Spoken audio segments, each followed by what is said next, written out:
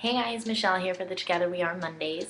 This week the topic was chosen by Georgiana Broadway, and we're going to be talking about relationships and your eating disorder. One thing that I want to apologize quickly before I start this video is the clicking. We have a cuckoo clock, and as I was making this video it went off, so I had to remake it. But my cuckoo clock over there on the wall is deciding that it wants to click.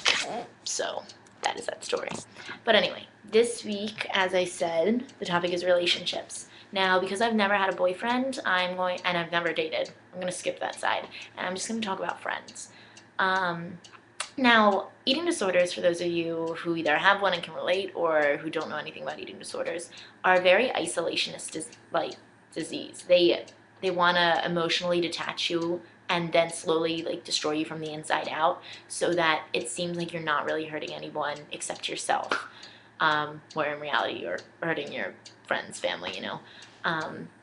But the thing with eating disorders is that it is like a very solitary and alone illness, which is why it's kind of hard to talk about.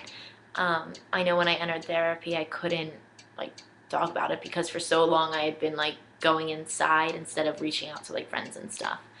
But I think that my relationship with friends, because of my eating disorder, has definitely changed. I went into high school and I just kind of picked a bunch of people, the first people I saw, I just started talking to them, and I called them friends, for the first year of high school. And these were people who were drama centered, and they were very shallow and superficial in their talk. They would talk about nothing. I hate when people have conversations and it's just them talking about nothing. This one girl, the only thing that she can talk about is boys, and that's it. She can't talk about anything else. And I'm like, oh, so what do you want to do in sports wise or activity wise? And she's like, boys. And I'm like, are you kidding me? Boys, that's it. But I don't know, it's her. But so basically I got in with, I wouldn't say the wrong crowd, because they're not bad girls. They don't do drugs, and they don't get in fights. It was more of just not the right people, and they were very fake and superficial. And so I was really easy, it was really easy for me to remove myself from them. And freshman year of high school, I actually got really bad at my eating disorder, and I fully isolated myself. And that was the year that I first started cutting, and I totally just shut down from everyone and pulled away. I lost many friendships because of it. Some of the friendships I lost on purpose, though, but other ones I lost, and I kind of wish that I had continued building that, because the girls are really nice, but it didn't work out. So one other thing that comes to mind when I think of friends is the fact that, and relationship, is that I have never been able to talk to somebody openly about anything that's going wrong with me. I always tell my friends, oh, come talk to me, I got great advice, but I could never go to a friend. There was the longest time of my life, the first 16 years of my life, where I would listen to a friend talk about how her mother was an alcoholic, her parents were getting a divorce, everything was falling apart. And then she'd say, oh, is anything on your mind? And I'm thinking, I starved myself, I cut, I'm depressed. No, there's nothing up. But even despite the fact of, you don't want anyone to find out about your eating disorder,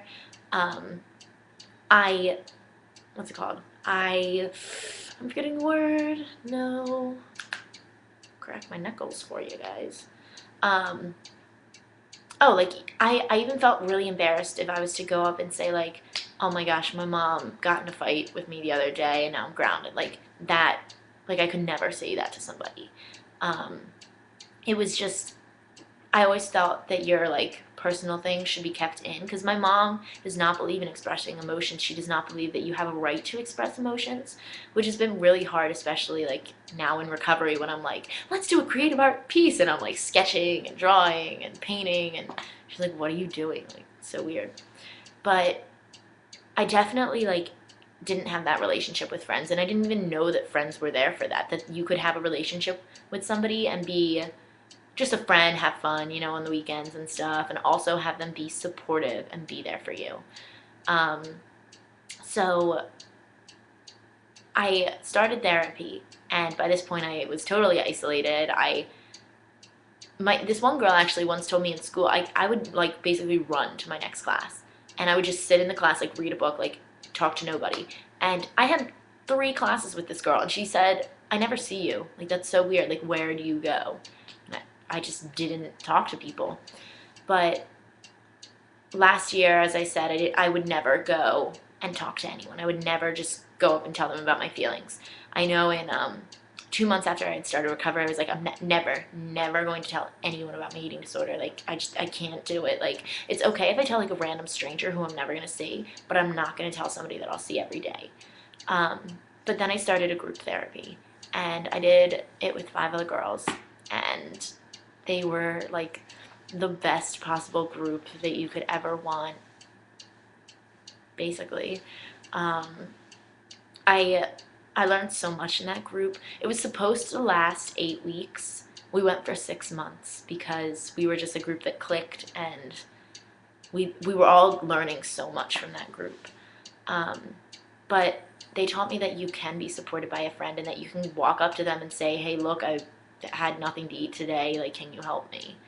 Um, and they really helped me know that like friends are there for support. And so as the group was ending, and like I would be moving on in my life, I realized that I had to reach out to friends, because there was no way that I could go through this alone. Because for so long, my eating disorder kept saying, like nobody will care, back away, like isolate yourself. And like because I kept doing that, it kept pulling me away and kind of hindering my recovery and hindering my like happy, healthy life. Um, but so this past summer, like 6 months ago, it was July.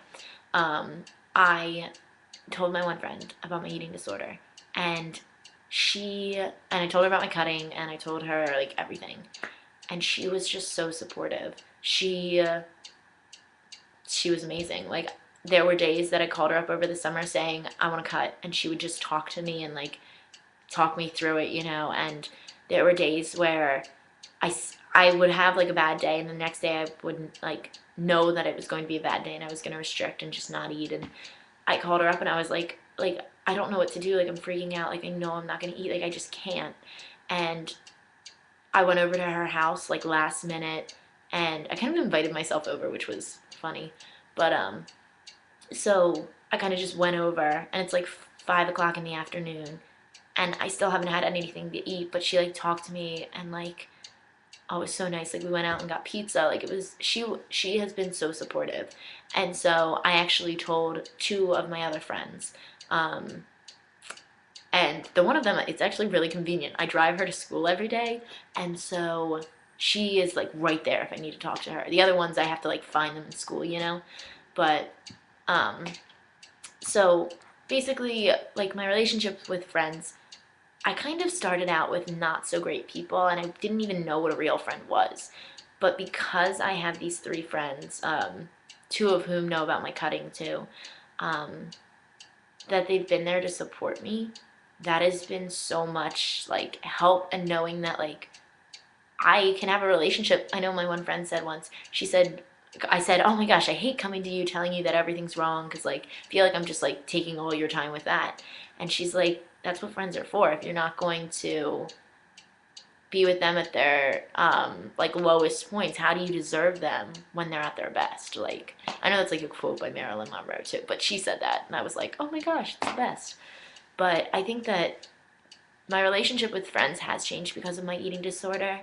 It had isolated me from everyone to start out, but when I realized who I could talk to and who I could reach out to, it actually made my friendships with them stronger than I think they ever would have been without them. And so, yeah, I really want to thank all the girls. I don't even know if you're watching this, but all the girls who were in my group therapy, thank you so much for everything that you did. You helped me so much. I can never say thank you enough. I actually had started a second group, and then we had to stop because one girl went inpatient. But we might be starting up soon, so I'm really excited. Okay, I really love group. Um, but yeah, so I guess that's my relationship with friends story. So the question of the week is an embarrassing moment. Um, okay, I had trouble thinking about this one, and like nothing ever seemed like really embarrassing to me. Um, I mean, I might have just repressed some of the memories.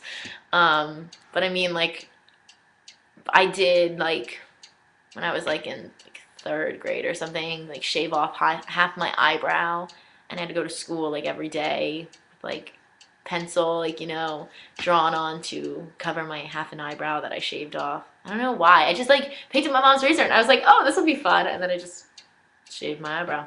Half of it. Not the whole thing. Like, who does that? But as you see, it's grown back since. Just kidding. Um, yeah, besides that, I think the only other like embarrassing moments I can think of would be like I'm a big language person and I really love it when I speak another language. But whenever I get the grammar wrong or I like forget to conjugate the verb right, it's always really embarrassing because everyone's always like, "Oh, Michelle, like your French is so good," and then I'll go and say something in French and it's like I did not say it right at all. And I'm like, "Oh, totally not working there." Yeah, but I think those are really the only thing I have to offer. I have a funny story that I want to share. If you don't want to hear just a random funny story, then you can close the video now. Um, but okay, so my sister, this is an embarrassing story for her. My sister, we went to Italy when I was, how old was I? 10. Okay, yeah, when I was 10. So she was 12, 13-ish, that area. Yeah. But so so in Italy we went to Florence for a day trip. We had been staying in Rome, and she decided she was going to get a gelato, and it was a pistachio gelato, and it was going to be amazing, and she would love it. So we're in this plaza, and she's eating her gelato, and it's on a cone, and then all of a sudden, the like gelato part just fell onto the ground, and she like looks down, and like she didn't do anything. It just like fell like straight off the cone, and so she's like looking down like freaking out now, and she's crying because she just dropped her gelato. And of course my mom's like, oh, I'm not gonna buy you another one, like that was your gelato. um, but it was just hysterical, like hysterically funny because we're just like watching and she's crying, and like to imagine like she didn't do anything, she's just holding it, and then all of a sudden it's like the ice cream just fell.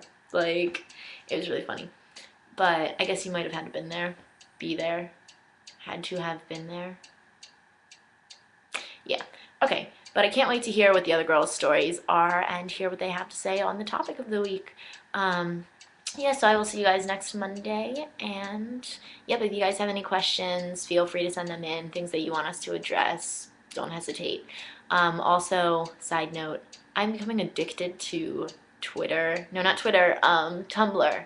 Tumblr is so addicting. So go to the link below and check out all of my fun, awesome Tumblr work because that is what I'm doing with all my time. So, yep. Okay, I will see you guys next week. Ciao.